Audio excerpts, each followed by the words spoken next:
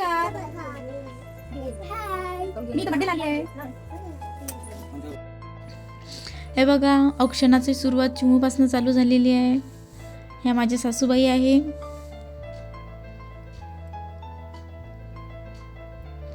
चिकूला बघा किती शांततेत बसलेला आहे तो. त्याला केक कट करायला खूप आवडते. कोणाचाही बड्डे असला तरी तोच बसतो केक कट करायसाठी आमच्या 2 घरांमध्ये. हे या मामीच्या सासूबाई आहे.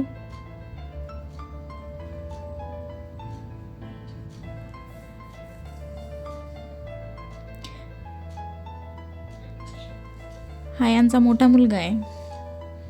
हे बघा, आईचा लाड मुलासाठी. आणि हे त्यांचे देर आहे. हॅपी बर्थडे म्हणत होते. आणि हे माझे डिअर हवी.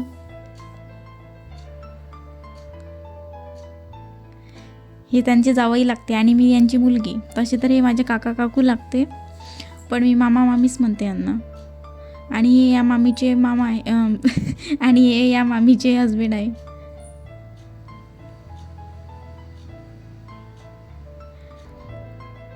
हे बघा, चिमूची गडबड. चिकूला हळदी कुंकू लावायची. बोलता बोलता एखादा शब्द चुकून जातोच. मी हळदी कुंकू लावून मामीला हॅपी बर्थडे म्हटलं आणि निघून गेले तिथून. आता केक कट करायचा वेळ झाला आहे. औक्षण करून झालेलं आहे सगळ्यांचं.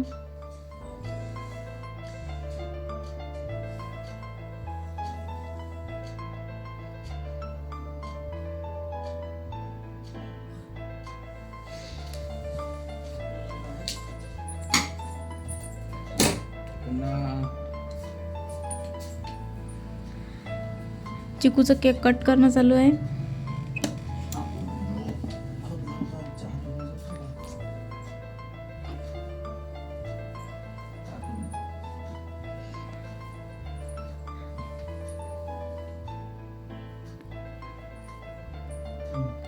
छोटासा कार्यक्रम होता बर्थडेचा घरच्या घरी.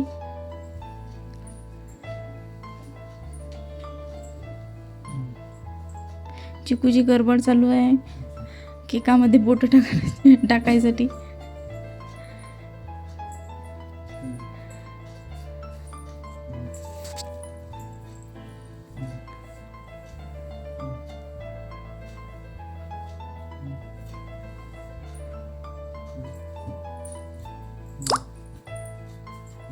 हे बघा, थोडी मस्ती पण चालू आहे इथे.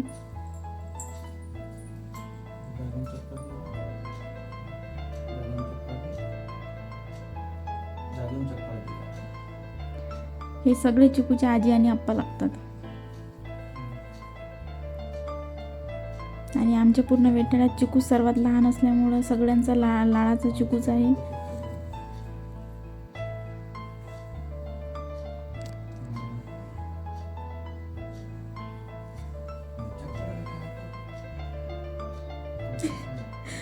चिकूची गडबड बघा, केक खायची.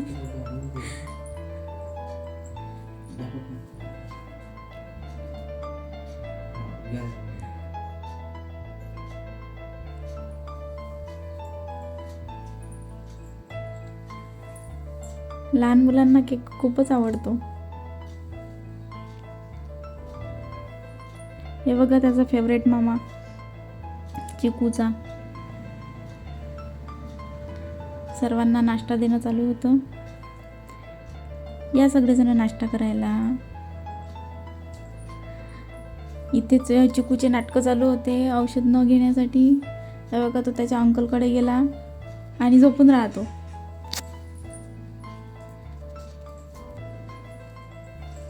अंगावर घेऊन झोपून राहत होता. आता औषध नाही घेत म्हणत होता. तरी त्याला जबरदस्तीने मी औषध दिली, कारण त्याला खूपच सर्दी होती आणि खोकला पण खूप होता. त्याच्यानंतर त्याला वाफारा दिला. मी घरीच वाफाऱ्याची मशीन बोलावलेली आहे. दवाखान्यात नेत नसते मी त्याला वाफारा द्यायसाठी, घरीच देत असते. वाफारा घ्यायसाठी पण त्याचे थोडं त्रास देत होता तो. शेवटी मग त्याच्या मामाला बोलवा लागलो आणि मग त्याने वाफारा घेतला चांगला. हे बघा आमची छोटीशी पिझ्झा पार्टी चालू आहे.